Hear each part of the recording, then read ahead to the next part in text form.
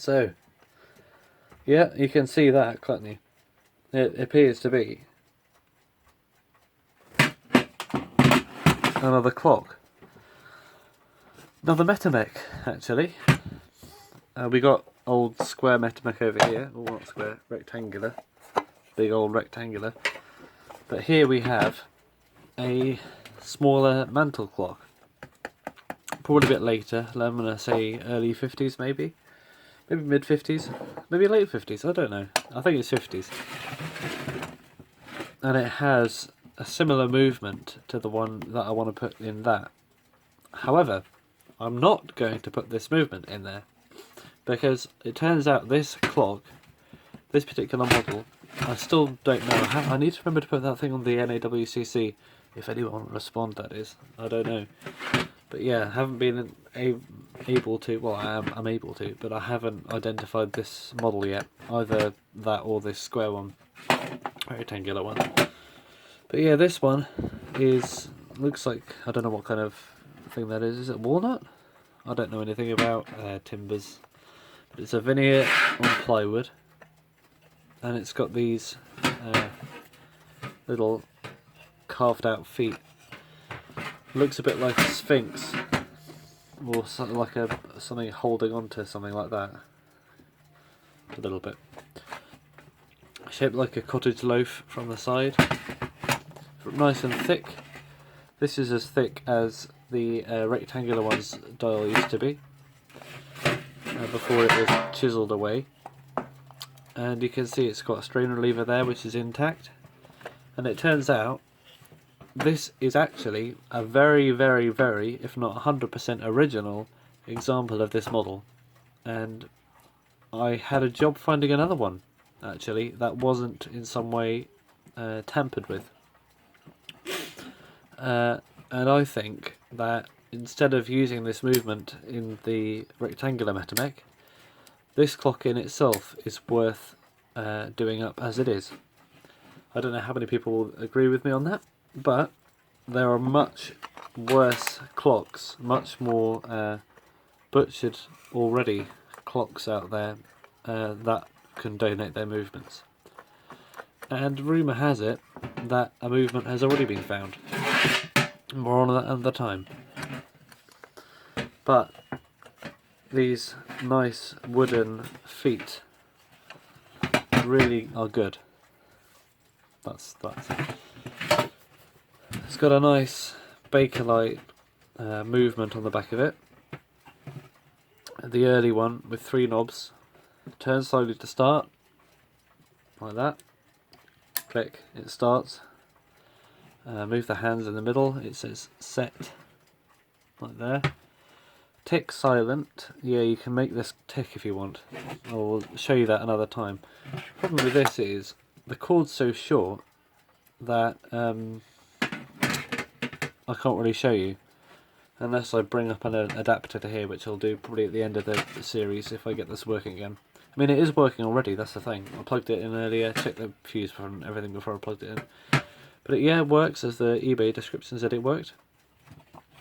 So yeah, I think it just needs a clean, really. Cosmetically and probably mechanically as well. Because I don't know how many people actually service these. And I'm just going to do my standard disassemble, clean, reassemble on it. So, that's enough said, I think.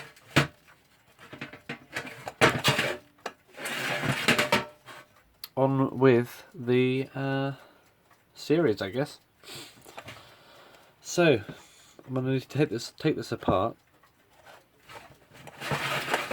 Another thing is, I've been thinking of, I'm probably not going to replace this cord because it's original.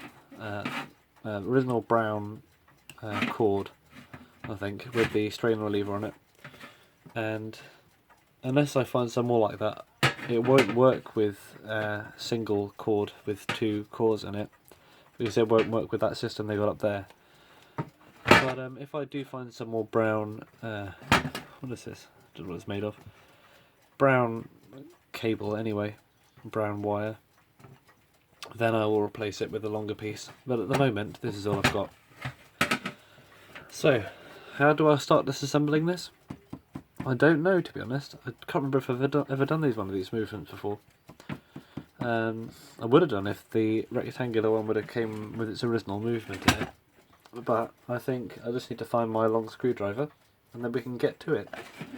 Probably disconnect all the wiring first.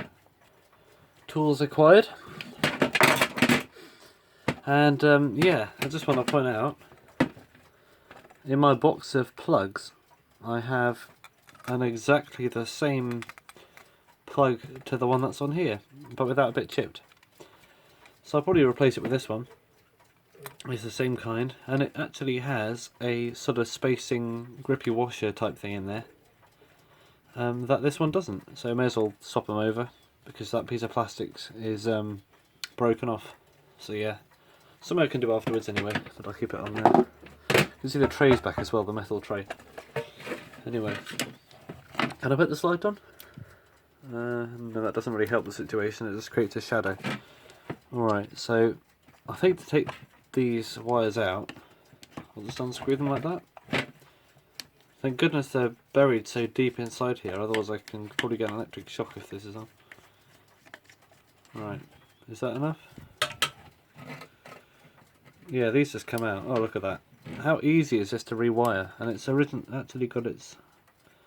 I think it's got original tin tips on there. I suspect this is original.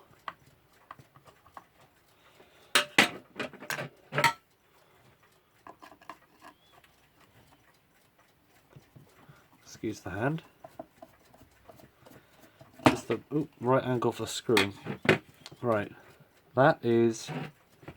Yeah, I'm not going to mess around with that. That red tape thing looks quite fragile. So I'll put this over there, probably off the table, off the desk. And then we have a wireless Metamec. Because it's got a number 5 on the bottom as well, I only spotted that recently. Yeah. So I think the next thing, this glass is loose already. I think we need to take this bezel off. We can tighten it up when we put it back on. I think we can use tweezers for that. Don't know if I've got a small enough socket or pliers to get in there.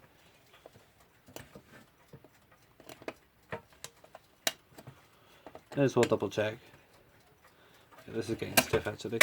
Alright, I'll just double check if I've got a small socket. No, I don't have anything small enough to fit in there, so I'll probably have to use these tweezers, as I was.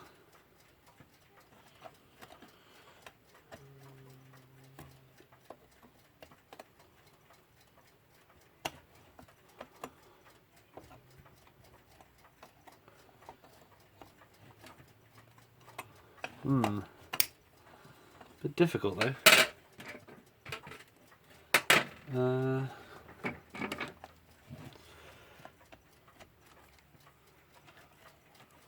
Can do it like that, I guess.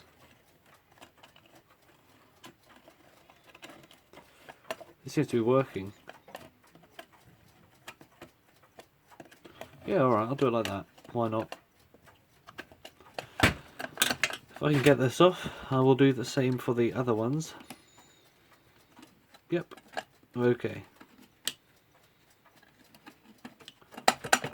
Come on. There we go. Yeah, I will do that for the other two.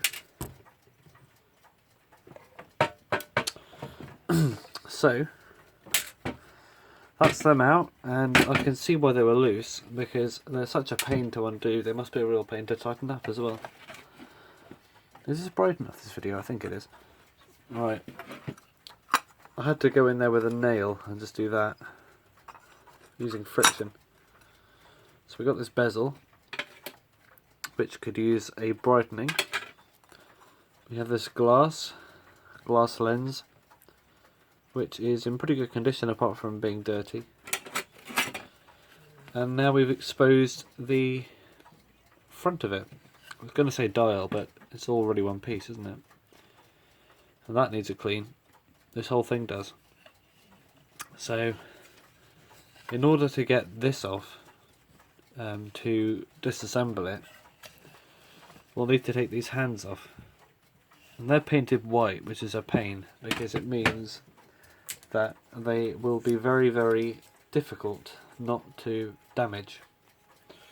So I'm going to try using this method.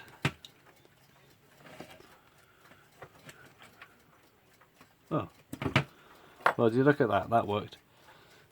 And the hour hand. Does that use my amazing method of fingers and thumbs? You bet it does. And these are made of, I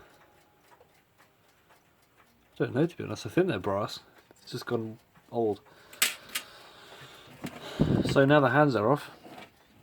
These numbers are stuck on with glue or something. We should be okay to take this movement off the back.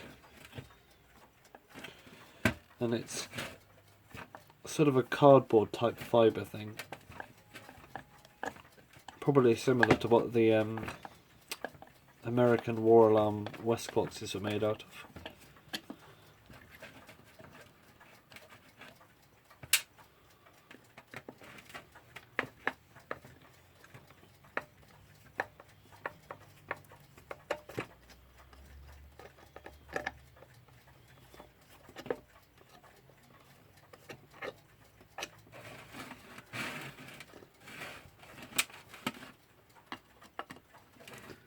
I think this also had some felt on the bottom as well, judging by some red marks on the wood.